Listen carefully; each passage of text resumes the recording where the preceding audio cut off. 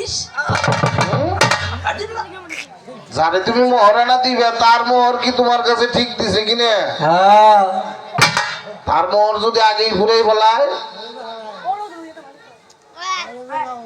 তাহলে কাশিমেরা মহারানা নিতে গেলে আগে নিজের মোহর ঠিক করতে হবে, ধরে রাখতে হবে, তাইলে সে মহারানা পাবে। আর যদি আগে মহারানা মোহর শেষ করে দেয় তাহলে আর সে মহারানা পাবে না। বাকুল এই যে একটা ছাগল দিয়া মহারানার দাবি আদায় করে, এরকম হয় না? একটা ছাগল তোমার কিনে দিল, আসলের মাঠে ওই ছাগল নিয়ে হ্যাঁ উঠবো।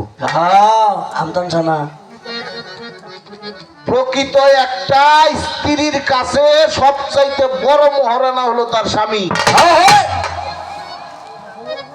এর চাইতে বড় মহারানা তার জীবনে আর কিছুই নাই। হ্যাঁ বাকুল এই যে নবীর যে 13 জন স্ত্রী, এই 13 জন স্ত্রীর মধ্যে 3 জনের ঘরে সন্তান আদি হলো আর 3 ঘরে হলো না। এর কারণ কি বলে নাই?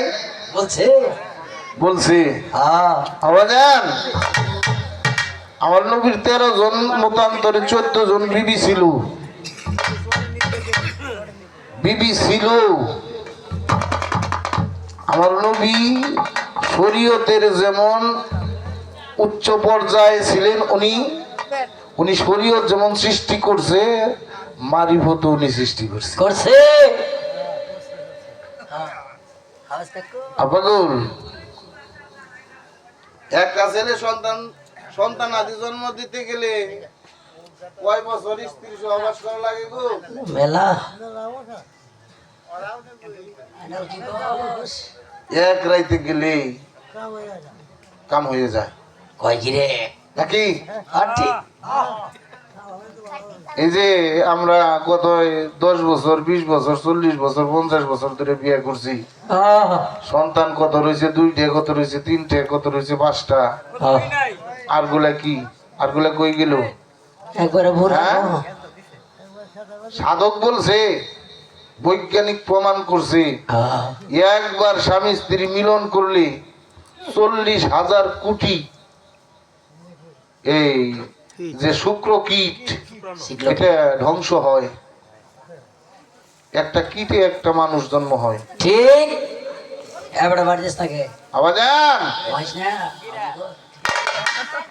আমরা যেমন আমার নবী কি ওইরকম মোটেই না।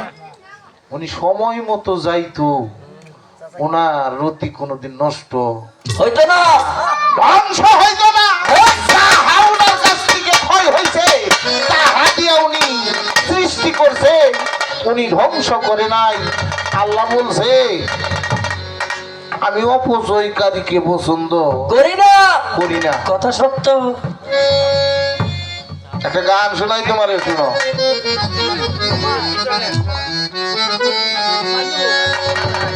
ওরে পঞ্চরসের আকাল বেশে, ওরে পঞ্চরসের আকাল বেশে ফুটলো ফুলা, ফুলার ঘরে চিনতে কয়জন পারে, নবীরে চিনতে কয়জন। আমার দয়াল নবীরে কি সবাই চিনছে? ওঠাই না। যদি চিনতো তাহলে মক্কা থেকে কি ওনারে তারাই দিত? ওঠাই না, তারাই দিত না পাগল। আমার দয়াল নবীরে সবাই চিনে না। আমাজান দলিলের মধ্যে আছে ফালাম তালা তাজাহু আলিয়া মুর্শিদা, আমি যার চোখকে পর্দা ফেলে দিছি, অন্তরে মোহরের সিল মাইরা দিছি, সে কোনদিন অলি পর্যায়ের মুর্শিদ হতে পারবে না। তাই তো বলছে পঞ্চরসে রাখাল বেশে, পঞ্চরসে রাখাল বেশে ফুটলো ফুলা, ফুল্লার ঘরে চিনতে কয়জন পারে, নবীরে চিনতে কয়জন পারে।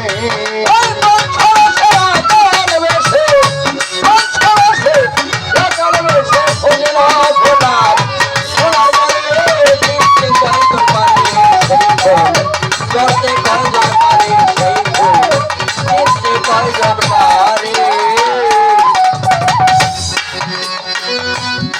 সে ফুল আরো সেতে ওরে কেহ না পারে চিনিতে ওরে কলির জীব উদ্ধারিতে মানুষের রূপ ধরে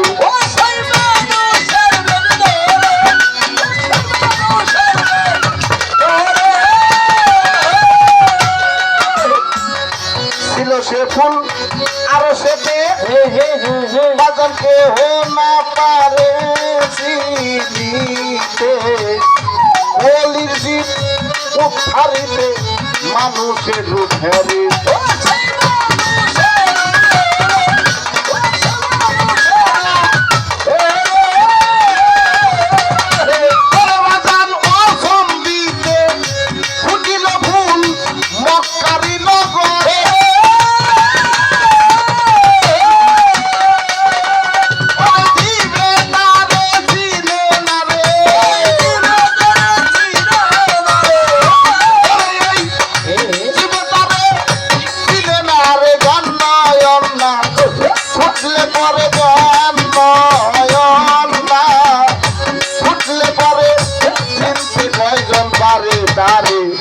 ধরতে কয়জন পারে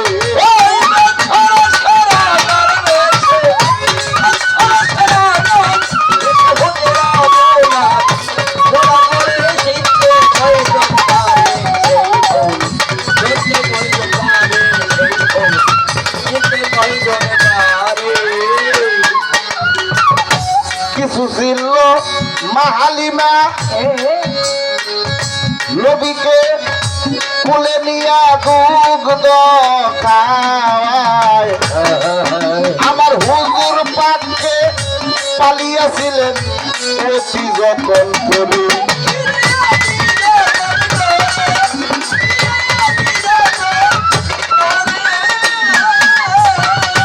কিছু ছিল মাহালিমা নবীকে কুলে নিয়া দুগ্ধ খাওয়ায় আমার জান আমার মা হালিমা যখন আমার নবীকে তক্তকে পালতে নেয় তখন মা হালিমার একটা ঘোড়া ছিল ঘোড়াটা একেবারেই দুর্বল ছিল যখন আমার নবীকে ওই ঘোড়ার উপর উঠাইলেন নবী সবল হয়ে গেলেন ঘোড়া সুস্থ হয়ে গেলেন ঘোড়ার শরীরে এমন শক্তি আসলেন সমস্ত ঘোড়া পিছনে ফেলিয়ে মা হালিমাকে নিয়ে তার বাড়ি চলে গেলেন মা হালিমা বুঝতে পারলেন এটা সাধারণ কোনো মানুষ না, এটা আমার ঘরে সাধারণ একটা মানুষ আল্লাহ পাক দিয়েছে। আমার জীবন থাকতে আমি একে কোনোদিন কষ্ট দেব না, তাকে আমি অতি যত্ন করে পালবো। তাই তো বলছে কিছু চিনছে মা হালিমা নবীকে কুলে নিয়ে দুগ্ধ খাওয়ায় হুজুর পাককে পালিয়েছিলেন অতি যত্ন করে।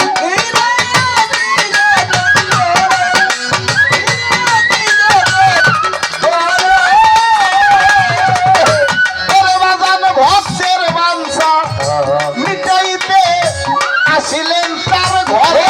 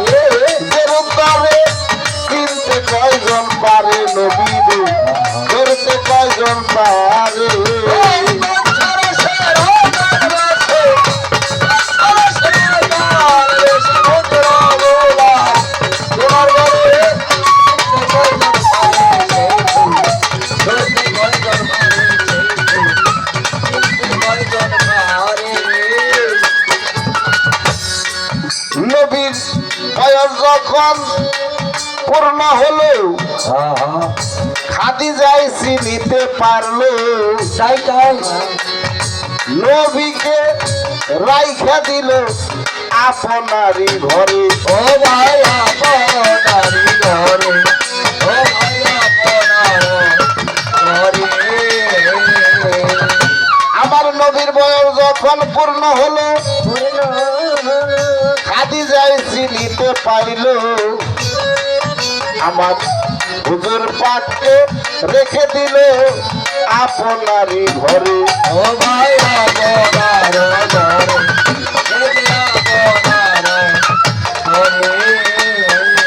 ওর বকরি চড়াইতে গেল মাঠের উপরে।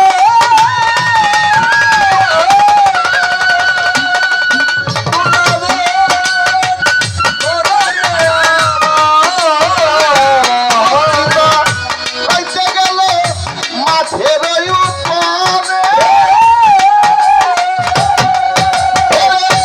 দুতলাতে খাদিজা, দুতলাতে খাদিজাদের নয়নে দেখতে পারে জ্ঞান নয়নে সে দেখতে পারে। চিনতে কয়জন পারে নবীরে, চিনতে কয়জন পারে।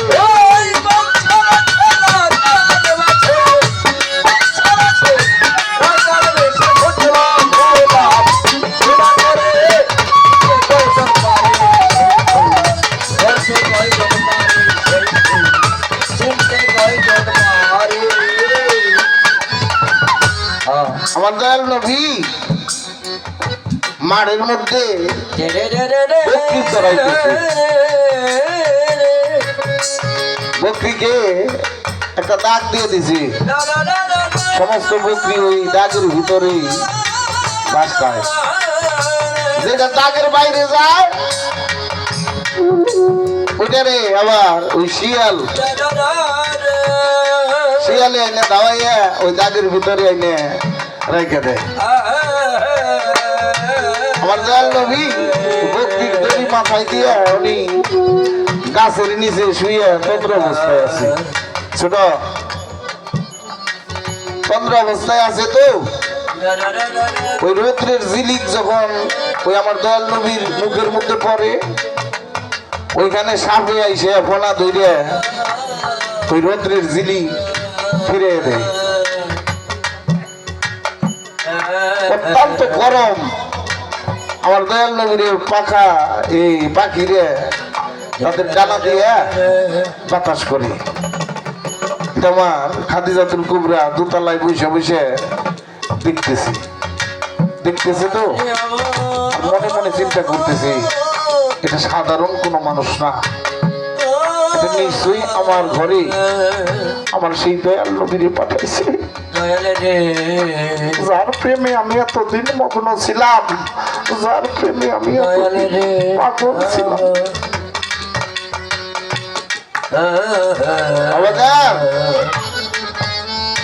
তাই তো বলছে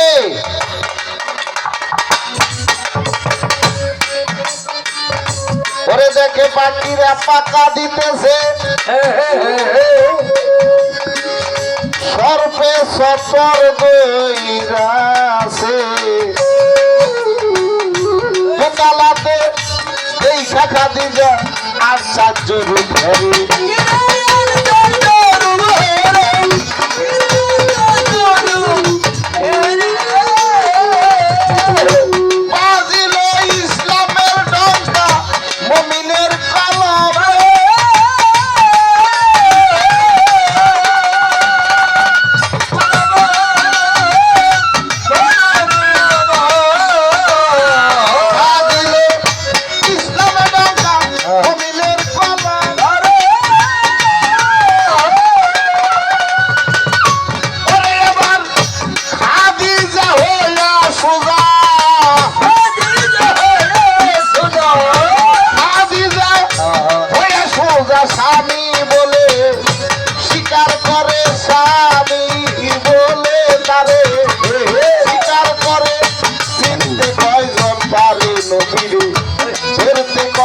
দরবারে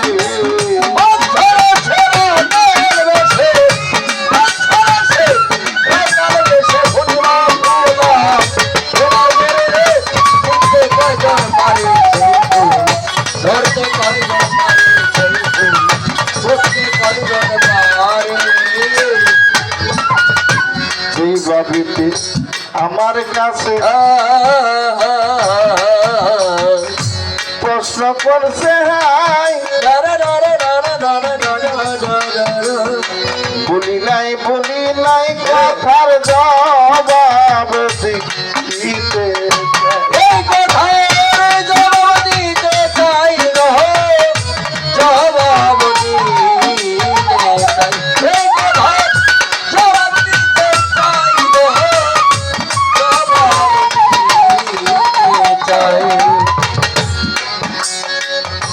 দয়াল নবী 13 জন মতান্তর 14 জন বিবি ছিল এই জগতের মাঝারে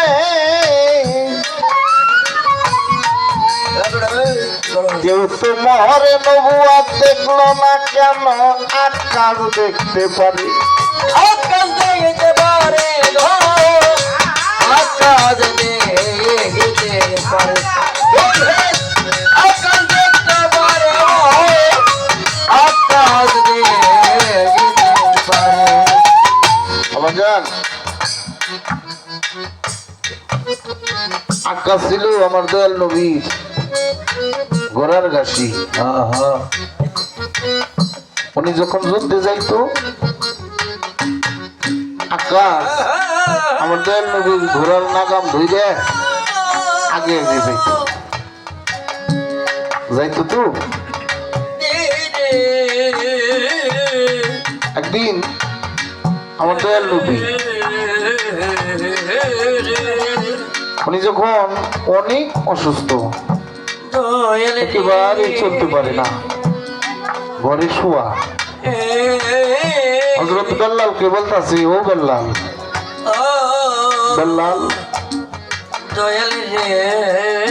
আমার শরীরটা তেমন একটা ভালো না বেল্লাল তুমি একটা কাজ করবা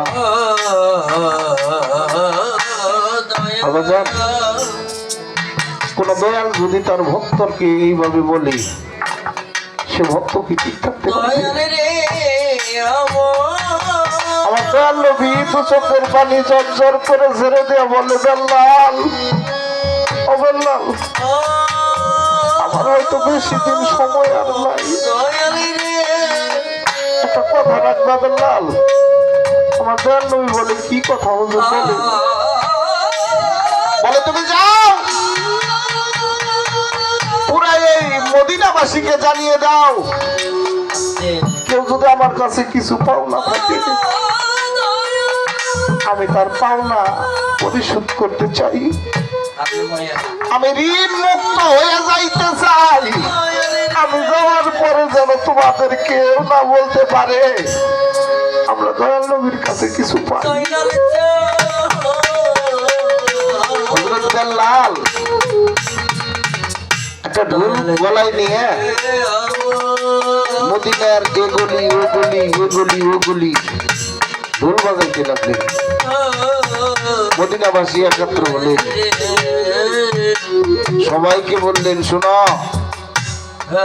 আমার হুজুর অসুস্থ সে বলছে তোমরা কেউ যদি তার কাছে কোনো কিছু পাওনা থাকো ছোট কেউ যদি কিছু পাওনা থাকো তাহলে আমার দয়াল নবী ওই পাওনা পরিশোধ করবে বলো তোমরা কে কি পাও বুঝেন মদিনাবাসী কেউ কিছু বললেন না কেননা মদিনাবাসী আমার দয়াল নবীর এত ভালোবাসতো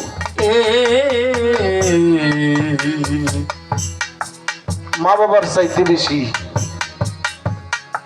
স্ত্রী পুত্রর চাইতে বেশি ধন সম্পত্তির চাইতে বেশি এবং নিজের জানের চাইতেও বেশি আমার দয়াল নবীরে ভালোবাসতো সবাই চুপ হয়ে রইল আকাশ দ্বারা বলতাছে ও বেল্লাল আমি আমার দয়াল নবীর কাছে কিছু পাই